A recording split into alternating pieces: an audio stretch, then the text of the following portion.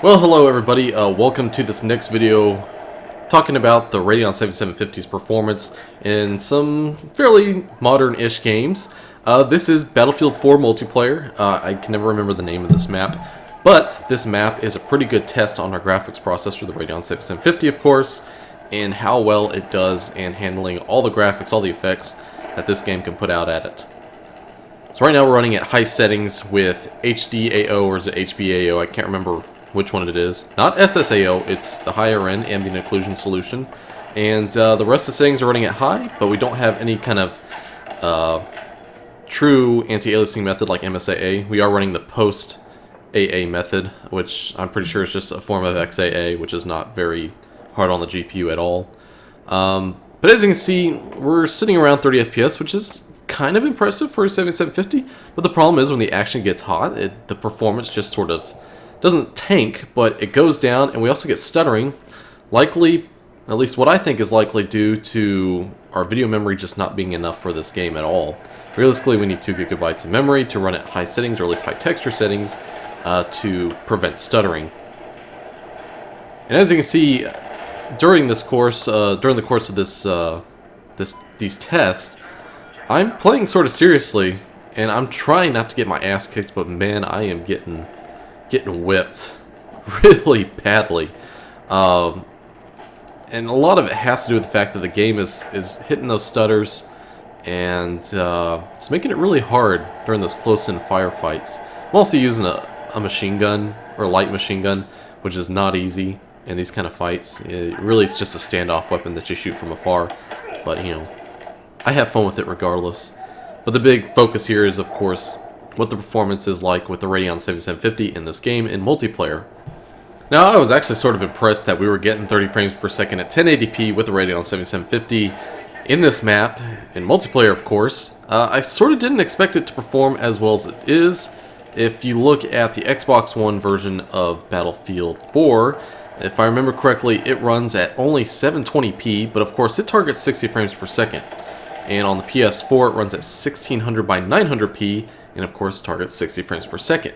However, the PS4 has twice as many G-flops to process this game, and the Xbox One has at least another 50%. Both those consoles also have the benefit of just having just so much more memory, you know, not the total 8 gigs that they're both equipped with, but at least 4 to 5 gigs of memory available for video purposes, while this Radeon 7750 just has 1 gig. But this is also a great example that goes to show that frame rate in a multiplayer shooter like Battlefield 4 is very important in terms of being able to compete with other people. As I decrease the settings and the game FPS starts to pick up, I start to do better, especially when I disable those high textures and the stuttering starts to sort of go away. And it's not just the textures that use up video memory and video bandwidth, it's also all the effects that you see on screen at once. But as I start reducing, the performance increases, the FPS picks up, and it just gets that much easier to actually compete in this game. I even elected to give Mantle a try over DirectX 11 just to see if there was any kind of pickup in performance, and as far as I was able to tell, there was absolutely none. However, the point of Mantle has less to do with the graphics processor and just more to do with the CPU side of things. However, this Core i3-2120 is plenty powerful for this game, even if we want to target 60 frames per second. We just, of course, don't have the graphics horsepower to do it.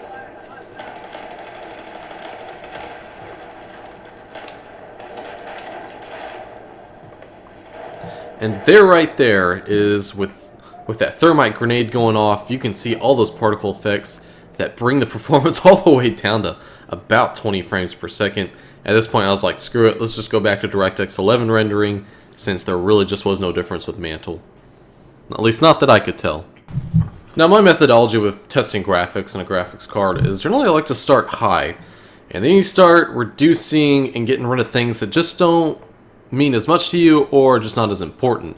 Obviously for me, native resolution is extremely important, as well as just texture settings, polygonal detail, post effects, and just general on-screen effects just don't mean that much to me. especially when they're only on screen for a very small amount of time, and when they're already as good looking even at low and medium settings as they are in Battlefield 4. The first things that I'm going to get rid of in a game in order to smooth out the frames per second is I'm going to get rid of anti-aliasing, and I'm going to get rid of ambient occlusion, both of which are just not that important to me at all. Also, the on-screen effects, like I said, are already really good in this game, even at the low and medium settings, so I pretty much just knocked them all down. I'm not using any kind of post-AA method or post-processing AA method like FXAA. We're running at 1080p, there's plenty of detail on screen. The crawl, the visual crawl is just not that bad, and it doesn't bother me that much. I will say another reason why I was sort of sucking is I was sitting at kind of a bad angle to the screen, so my phone could get a nice straight shot onto it. So I'm kind of sitting off to the right of the screen, looking at it at about a 45-degree angle and about 3 feet away from it. And I wear pretty powerful glasses. I have really shitty eyes, which makes things seem smaller already. And that kind of explains why I was doing pretty shitty here. Of course, the performance of the video card was not that great either. Okay, so moving on. Now I start electing to just move everything to about medium settings, not running any ambient occlusion, and obviously the performance is pretty nice at this point. 40 frames a second, generally not going below 30. This is really what we need in order to be able to play this game efficiently and to do well. So my recommended settings for running Battlefield 4 on a Radeon 7750 at 1080p are going to be medium settings for just about anything and everything. No MSAA, no post-processing AA, and no ambient occlusion. If you gotta have ambient occlusion, don't go past SSAO. It's just not worth the performance hit, and you'll certainly suffer on the scoreboard there if you really push things too hard. But we need those. We need more than 30 frames per second, just pure and simple. The more you can get, the better you're going to be able to play this game. I mean, you're not going to really be staring at the scenery when you're too busy looking for enemies. Of course, there is a certain point where the game looks so bad that it becomes noticeable. And with Battlefield 4, it's not really until you put things at their minimum that the game starts to look really, really bad.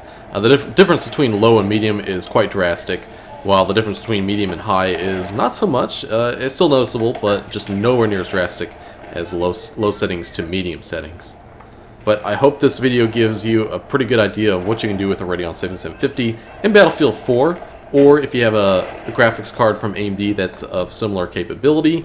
And my next video is going to be talking about Battlefield 4 single-player performance, since the way things work in the single-player and the multiplayer as far as graphics go are different enough to warrant its own video when it comes to talking about performance.